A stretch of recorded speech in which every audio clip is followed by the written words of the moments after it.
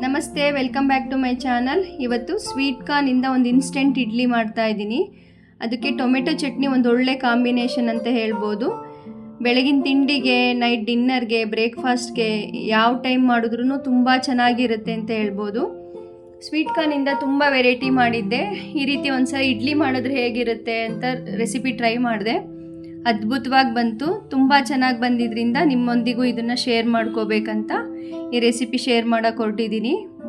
ಒಂದು 20ರಿಂದ 30 ನಿಮಿಷ ಇದ್ದರೆ ಸಾಕು. ಬೆಳಗ್ಗೆ ಒಂದು ಇನ್ಸ್ಟೆಂಟಾಗಿ ಒಂದು ಆರೋಗ್ಯಕರವಾದ ರುಚಿಕರವಾದ ಇಡ್ಲಿ ರೆಡಿ ಆಗುತ್ತೆ. ಇಲ್ಲಿ ಸ್ವೀಟ್ ಕಾರ್ನ್ನ ನಾನು ಬಿಡಿಸಿ ಎತ್ತಿಟ್ಕೊಂಡಿದ್ದೀನಿ. ಇಲ್ಲಿ ನಾನು 1.5 ಕಪ್ನಷ್ಟು ಸ್ವೀಟ್ ಕಾರ್ನ್ನ ತೊಗೊಳ್ತಾ ಇದ್ದೀನಿ. ನಿಮಗೆ ಎಷ್ಟು ಪ್ರಮಾಣದಲ್ಲಿ ಇಡ್ಲಿ ಬೇಕೋ ಅಷ್ಟು ಪ್ರಮಾಣದಲ್ಲಿ ಸ್ವೀಟ್ ಕಾರ್ನ್ನ ತೊಗೋಬೇಕಾಗತ್ತೆ. ನಾನೀಗ 3ರಿಂದ 4 ಜನಕ್ಕೆ ಆಗೋವಷ್ಟು ಇಡ್ಲಿನ ಮಾಡ್ತಾ ಇದ್ದೀನಿ.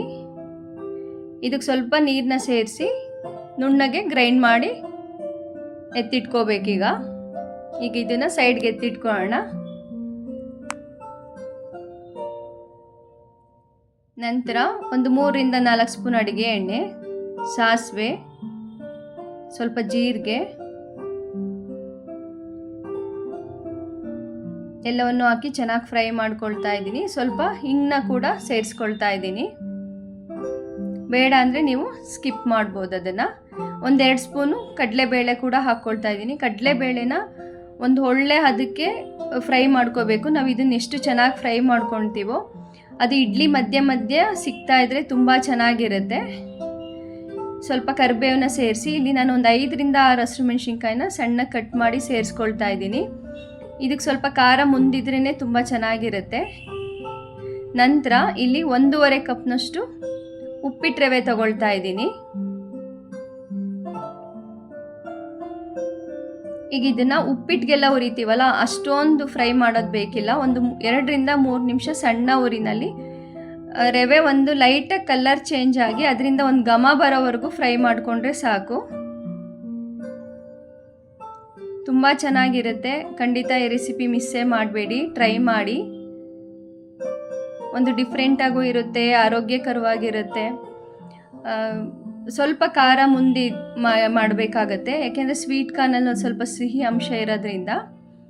ಹಸಿಮೆಣಸಿನ್ಕಾಯಿನ ಸ್ವಲ್ಪ ನೀವೇನು ಯೂಶಲಿ ಹಾಕ್ತೀರಾ ಅದಕ್ಕಿಂತ ಸ್ವಲ್ಪ ಜಾಸ್ತಿ ಹಾಕ್ಕೊಳ್ಳಿ. ನಂತರ ಈಗ ನೋಡಿ ನಾನು ಸ್ಟವ್ ಆಫ್ ಮಾಡ್ಕೊಳ್ತಾ ಇದ್ದೀನಿ.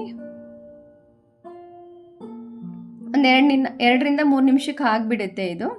ನಂತರ ಇದು ತಣ್ಣಗಾಗಬೇಕು. ತಣ್ಣಗಾಗೋವರೆಗೂ ಇದಕ್ಕಿನ್ನೇನು ಮಿಕ್ಸ್ ಮಾಡೋದು ಬೇಡ. ಈಗ ರವೆ ತಣ್ಣಗಾದ್ಮೇಲೆ ನಾನಿಲ್ಲಿ ಒಂದು ಅರ್ಧ ಕಪ್ನಷ್ಟು ಮೊಸರನ್ನ ಸೇರಿಸ್ಕೊಳ್ತಾ ಇದ್ದೀನಿ. ನಂತರ ಒಂದು ಇಡಿಯಷ್ಟು ಸಣ್ಣಗೆ ಹೆಚ್ಚಿರೋ ಅಂಥ ಕೊತ್ತಂಬರಿ ಸೊಪ್ಪು, ನಂತರ ಪೇಸ್ಟ್ ಮಾಡಿ ಇಟ್ಕೊಂಡಂಥ ಸ್ವೀಟ್ ಕಾರ್ನ್ ಪೇಸ್ಟ್ನ ಇದಕ್ಕೆ ಸೇರಿಸಿ ಒಂದು ಅರ್ಧ ಕಪ್ನಷ್ಟು ಅದನ್ನು ತೊಳೆದಿರೋ ನೀರನ್ನ ಸೇರಿಸ್ಕೊಳ್ತಾ ಇದ್ದೀನಿ. ನೀರನ್ನ ಇವೆಲ್ಲವೂ ಮಿಕ್ಸ್ ಮಾಡಿಕೊಂಡು ಬೇಕಂದರೆ ಮಾತ್ರ ನೀರನ್ನ ಹಾಕ್ಕೊಳ್ಳಿ. ಒಂದೇ ಸಲ ನೀರು ಹಾಕಿ ಮಿಕ್ಸ್ ಮಾಡೋದು ಬೇಡ, ಹಂತವಾಗಿ ಹಾಕಿ ಮಿಕ್ಸ್ ಮಾಡ್ಕೋಬೇಕು.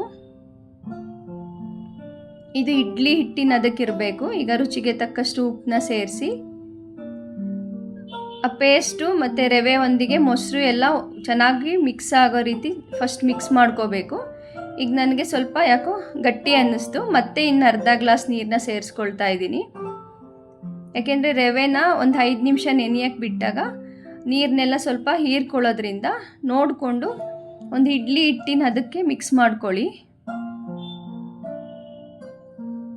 ಈಗ ಇದು ಕರೆಕ್ಟ್ ಕನ್ಸಿಸ್ಟೆನ್ಸಿನಲ್ಲಿದೆ. ಇಲ್ಲಿ ನಾನು ಒಂದು ಅರ್ಧ ಸ್ಪೂನಷ್ಟು ಈನೋನ ಬಳಸ್ತಾ ಇದ್ದೀನಿ. ಇದಕ್ಕೆ ಅಡುಗೆ ಸೋಡಾ ಅಥವಾ ಬೇಕಿಂಗ್ ಸೋಡಾ ಅದು ಯಾವುದೂ ಹಾಕಬಾರ್ದು, ಆದಷ್ಟು ಈನೋನೇ ಬಳಸಿ. ಈಗ ನಾನು ಮಾಡ್ತಿರೋ ಅಂಥ ಪ್ರಮಾಣಕ್ಕೆ ನಾನು ಒಂದು ಅರ್ಧ ಸ್ಪೂನಷ್ಟು ಈನೋನ ಹಾಕಿ 1 ಸ್ಪೂನ್ ನೀರು ಹಾಕಿ ಚೆನ್ನಾಗಿ ಮಿಕ್ಸ್ ಮಾಡ್ತಾ ಇದ್ದೀನಿ.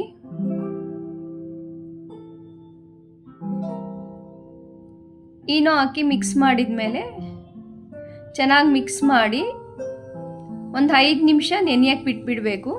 ಒಂದು 5 ನಿಮಿಷ ನೆನೆಯಕ್ಕೆ ಬಿಟ್ಟಾಗ ಆ ರವೆ ಎಲ್ಲ ಚೆನ್ನಾಗಿ ನೆನ್ಕೊಂಡು ಮತ್ತು ಸ್ವಲ್ಪ ಹಿಟ್ಟು ಕೂಡ ಉಬ್ಬಿ ಚೆನ್ನಾಗಿ ಇಡ್ಲಿ ಹಿಟ್ಟು ಅದಕ್ಕೆ ರೆಡಿ ಆಗುತ್ತೆ. ತುಂಬ ಚೆನ್ನಾಗಿರುತ್ತೆ. ಖಂಡಿತ ಈ ರೆಸಿಪಿ ಟ್ರೈ ಮಾಡಿ. ಬಿಸಿ ಬಿಸಿಯಾಗೂ ಚೆನ್ನಾಗಿರುತ್ತೆ, ಬಾಕ್ಸ್ಗೂ ತುಂಬ ಚೆನ್ನಾಗಿರುತ್ತೆ. ಇದಕ್ಕೆ ಖಾರವಾಗಿರೋ ಅಂಥ ಟೊಮೆಟೊ ಚಟ್ನಿ ಒಳ್ಳೆ ಕಾಂಬಿನೇಷನ್ನು. ಟೊಮೆಟೊ ಚಟ್ನಿ ತುಂಬ ವೆರೈಟಿ ಟೊಮೆಟೊ ಚಟ್ನಿಗಳನ್ನ ನಮ್ಮ ಚಾನಲಲ್ಲೇ ನಾನು ಹಾಕಿದ್ದೀನಿ, ನೀವು ನೋಡಿಕೊಂಡು ಆ ರೆಸಿಪಿ ಕೂಡ ಮಾಡ್ಕೊಳ್ಳಿ. ಇದಕ್ಕೆ ಒಳ್ಳೆ ಕಾಂಬಿನೇಷನ್ನು ಟೊಮೆಟೊ ಚಟ್ನಿ. ಈಗ 5 ನಿಮಿಷ ಆದಮೇಲೆ ಇಡ್ಲಿ ಪಾತ್ರೆಗೆ ತುಪ್ಪ ಅಥವಾ ಎಣ್ಣೆನ ಸರ್ವಿ ಈಗ ಇಡ್ಲಿ ಹಾಕಿ ಇದನ್ನು ಒಂದು 15ರಿಂದ 20 ನಿಮಿಷ ಮೇಲ್ಗಡೆ ಸ್ವಲ್ಪ ಇಲ್ಲಿ ಖಾರದ ಪುಡಿನ ಹಾಕ್ಕೊಳ್ತಾ ಇದ್ದೀನಿ. ಇದು ನೋಡೋಕ್ಕೂ ಚೆನ್ನಾಗಿರುತ್ತೆ ಮತ್ತು ಮಕ್ಕಳಿಗೆ ಖುಷಿ ಆಗುತ್ತೆ ಈ ರೀತಿ ಎಲ್ಲ ಮಾಡಿಕೊಟ್ರೆ. ಈಗ ಸ್ಟೀಮ್ಗೆ ಇಡ್ತಾ ಇದ್ದೀನಿ. ಒಂದು 15-20 ನಿಮಿಷದಲ್ಲಿ ಬೆಂದರೆ ರೆಡಿ ಆಗಿಬಿಡುತ್ತೆ. ಅದು ಬೇಯ್ತಾ ಇದ್ದರೆ ಸ್ವೀಟ್ ಕಾರ್ನ್ ಜೊತೆ ಅದ್ರ ಘಮ ನೋಡಬೇಕು, ತುಂಬ ಚೆನ್ನಾಗಿರುತ್ತೆ.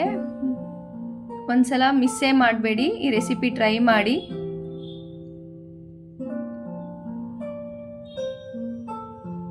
ಈಗ ನೋಡಿ ಇಡ್ಲಿ ಬೆಂದು ರೆಡಿಯಾಗಿದೆ.